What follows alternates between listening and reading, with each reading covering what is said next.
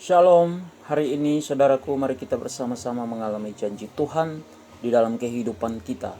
1 Raja-Raja pasal 12 ayat 1-33. Pecahnya kerajaan itu. Kemudian Rehabeam pergi ke Sikem, sebab seluruh Israel telah datang ke Sikem untuk menobatkan dia menjadi raja.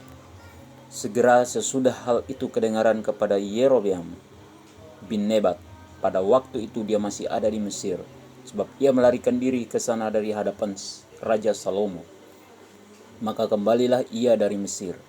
Orang menyuruh memanggil dia, lalu datanglah Yerobeam dengan segenap jemaah Israel dan berkata kepada Rehabeam, "Ayahmu telah memberatkan tanggungan kami, maka sekarang ringankanlah pekerjaan yang sukar yang dibebankan ayahmu dan tanggungan yang berat yang dipikulkannya kepada kami, supaya kami menjadi hambamu."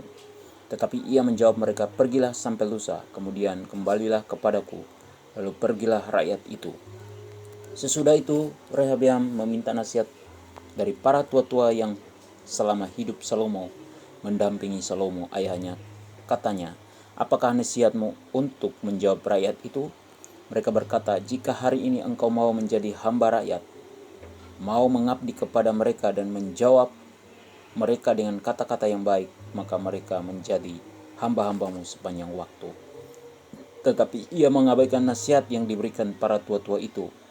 Lalu ia meminta nasihat kepada orang-orang muda yang sebaya dengan dia dan yang mendampinginya.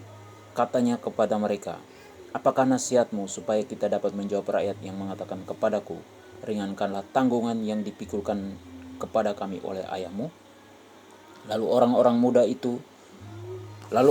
muda yang sebaya dengan dia itu berkata, "Beginilah harus kau katakan kepada rakyat yang telah berkata kepadamu, 'Ayahmu telah memberatkan tanggungan kami, tetapi engkau ini berilah keringanan kepada kami.' Beginilah harus kau katakan kepada mereka, 'Kelingkingku lebih besar daripada pinggang ayahku. Maka sekarang ayahku telah membebankan kepada kamu tanggungan yang berat, tetapi aku akan menambah tanggungan kamu. Ayahku telah menghajar kamu dengan cambuk, tetapi aku akan menghajar kamu dengan cambuk yang berduri besi." Pada hari lusanya datanglah Yerobeam dengan segenap rakyat kepada Rehabeam, seperti yang dikatakan raja, "Kembalilah kepadaku pada hari lusa." Raja menjawab rakyat itu dengan keras. Ia telah mengabaikan nasihat yang diberikan para tua-tua kepadanya. Ia mengatakan kepada mereka menurut nasihat orang-orang muda, "Ayahku telah memberatkan tanggungan kamu, tetapi aku akan menambah tanggunganmu itu. Ayahku telah mengajar kamu dengan cambuk, tetapi aku akan mengajar kamu dengan cambuk yang berduri besi." Jadi raja tidak mendengarkan permintaan rakyat, sebab hal itu merupakan perubahan yang disebabkan Tuhan, supaya Tuhan menepati firman yang diucapkannya dengan perantaran Ahia, orang Silo, kepada Yerobeam bin Nebat. Setelah seluruh rakyat melihat bahwa raja tidak mendengarkan permintaan mereka, maka rakyat menjawab raja, "Bagian apakah kita dapat daripada Daud? Kita tidak memperoleh warisan dari anak Isai itu. Ke kemahmu, hai orang Israel, uruslah sekarang rumahmu sendiri, hai Daud." Maka pergilah orang Israel ke kemahnya, sehingga Rehabeam menjadi raja hanya atas orang Israel yang diam di kota-kota Yehuda. Kemudian Raja Rehabeam mengutus Adoram yang menjadi kepala Rodi, tetapi seluruh Israel melontari dia dengan batu, sehingga mati. Bahkan Raja Rehabeam hampir-hampir tidak dapat menaiki keretanya untuk melarikan diri ke Yerusalem. Demikianlah mulanya orang Israel memberontak terhadap keluarga Daud sampai hari ini. Segera sesudah seluruh rakyat mendengar bahwa Yerobeam sudah pulang, maka mereka menyuruh memanggil dia ke pertemuan jemaah. Lalu mereka menobatkan dia menjadi raja atas seluruh Israel. Tidak ada lagi yang mengikuti keluarga Daud selain dari suku Yehuda saja. Ketika Rehabeam datang ke Yerusalem, ia mengumpulkan segenap kaum Yehuda dan suku Benyamin.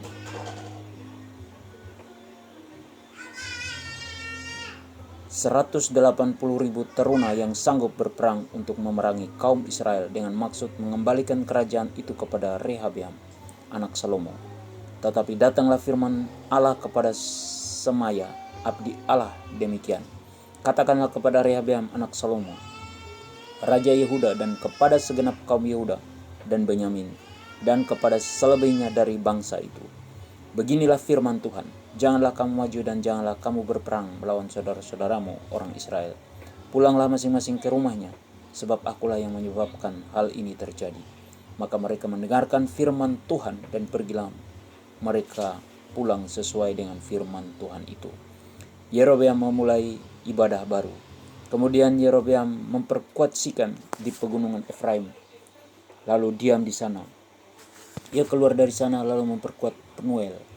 Maka berkatalah Yerobeam dalam hatinya, kini mungkin kerajaan itu kembali kepada keluarga Daud, jika bangsa itu pergi mempersembahkan korban sembelihan di rumah Tuhan di Yerusalem. Maka tentulah hati bangsa ini akan berbalik kepada Tuhan mereka, yaitu Rehabeam, Raja Yehuda. Kemudian mereka akan membunuh aku dan akan kembali kepada Rehabeam, Raja Yehuda.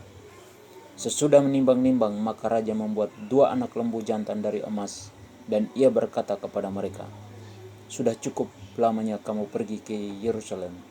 Hai Israel, lihatlah sekarang Allah-Allahmu yang telah menuntun engkau keluar dari tanah Mesir. Lalu ia menaruh lembu yang satu di Betel dan yang lain ditempatkannya di Dan. Maka hal itu menyebabkan orang berdosa, sebab rakyat pergi ke Betel menyembah patung yang satu dan ke Dan menyembah patung yang lain. Ia membuat juga kuil-kuil di atas bukit-bukit pengorbanan dan mengangkat imam-imam dari kalangan rakyat yang bukan dari Bani Lewi. Kemudian Yerobeam menentukan suatu hari raya pada hari yang ke-15 bulan ke-8, sama seperti hari raya yang di Yehuda. Dan ia sendiri naik tangga mezbah itu. Begitulah dibuatnya di Betel, yakni ia mempersembahkan korban kepada anak-anak lembu yang telah dibuatnya itu. Dan ia menugaskan di Betel imam-imam bukit pengorbanan yang telah diangkatnya. Ia naik tangga mezbah yang dibuatnya di Betel itu pada hari yang ke-15 dalam bulan yang ke-8, dalam bulan yang telah direncanakannya dalam hatinya sendiri. Ia menentukan suatu hari raya bagi orang Israel, dan ia naik tangga mezbah itu untuk membakar korban.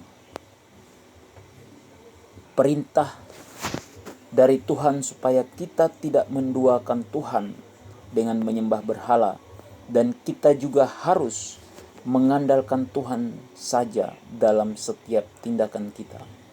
Janji dari Tuhan buat kita, yaitu ketika kita mendengarkan firman Tuhan dan mentaatinya, maka akan ada kedamaian, keamanan, dan kesejahteraan. Amin. Tuhan Yesus memberkati.